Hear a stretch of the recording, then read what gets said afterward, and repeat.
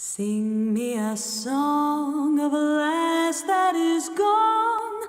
Say, could that lass be I? Mary of soul, she sailed on a day over the sea to sky. Hey everyone, Owlvine here.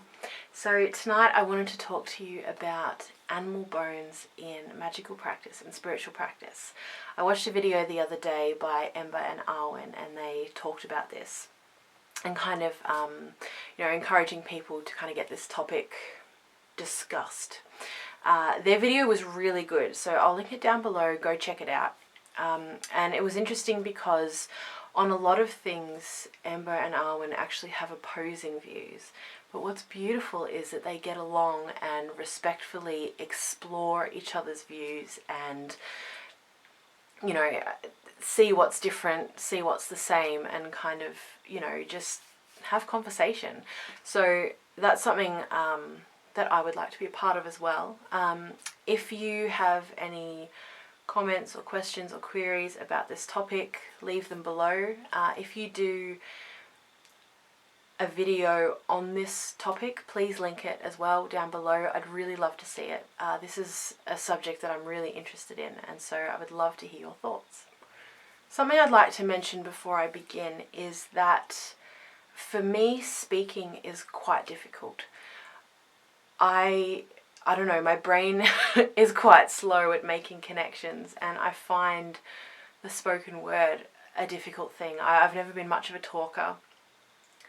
I'm good at bouncing off other people and kind of conversing, but not monologuing, I guess. So part of creating a YouTube channel for me is to kind of explore that and get better at it through practice. What I do really enjoy doing is writing, because it gives me the space and time to pause and reflect and keep going. And this is a video I've actually tried to make a few times, but each time it was just so all over the place, and that it just didn't do the subject justice at all. So I've actually sat down and journaled about it, and I feel like I've really got a much better grasp of what I want to say. So I'm thinking of doing this video part spoken and part reading what I've written, just because what I want to say I've put down on paper. So as I'm sure you've all guessed by this stage, I do use animal bones in my practice. And for me, this all began, it was about 9 months ago. I felt drawn to using animal parts, and for me it was very, very taboo. I was taught that it was, death was a bad, negative thing, and it wasn't something to be explored. It certainly wasn't something, where you had representations around your house. Being interested in it felt like, I felt like I was a child that was peeking at something that I wasn't allowed to be. But it was something that I felt very strongly drawn to. And after speaking to my spiritual mentor, who assured me that I wouldn't go to hell for exploring, I decided to acquire a few pieces and sort of see where it led me. A whole new facet of magic and earth connection has enriched my practice as a result of this exploration. For me, using animal parts and bones feels very natural, very connected to the primal aspects of myself, to the mysteries of deep, dark earth.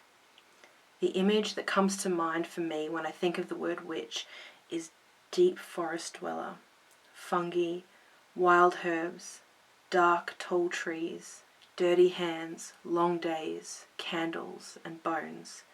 I connect with this imagery. To me, it shouts wise woman, and that's an honor I hope to earn one day, the mantle of wise woman.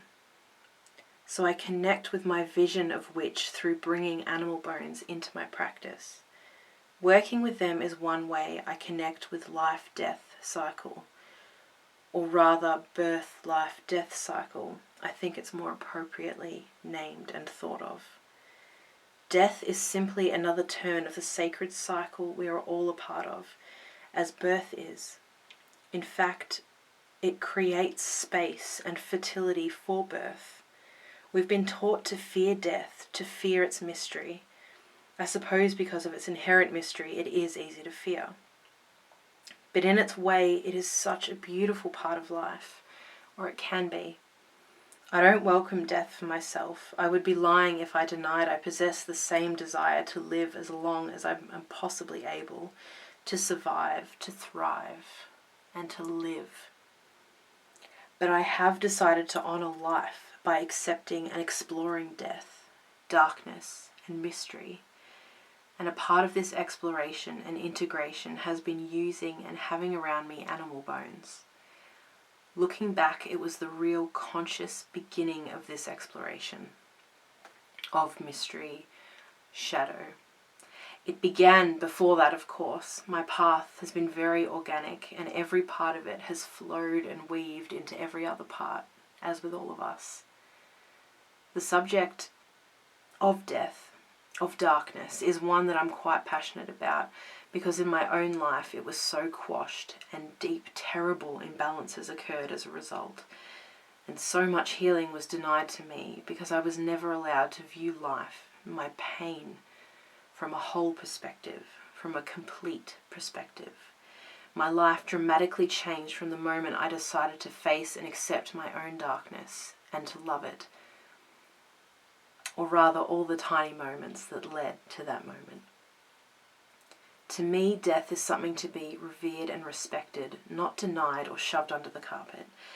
And a way I do this is by having symbols representing it, death, around me. I also feel that I give honor to the animal whose part I use, by giving it further life, in a way, depending on how I use it in my practice. And whether I keep it, burn it, bury it, throw it in the ocean, Mother will not be denied. It all returns to her in the end.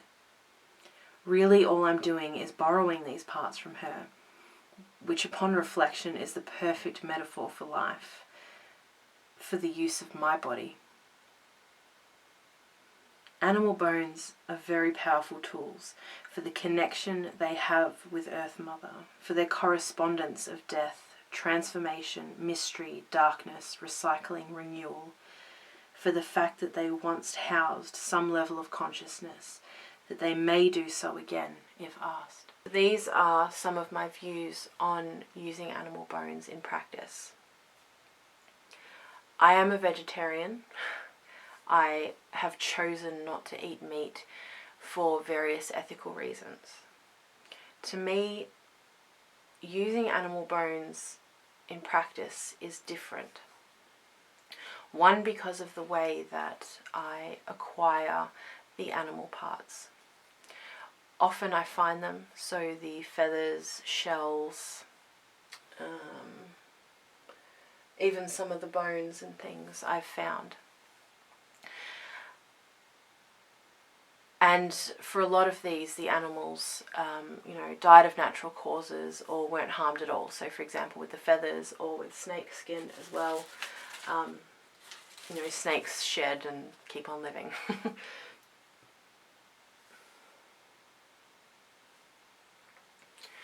Some parts are from animals that have given their life. I have a piece here, which you probably can't see, a shrunken head.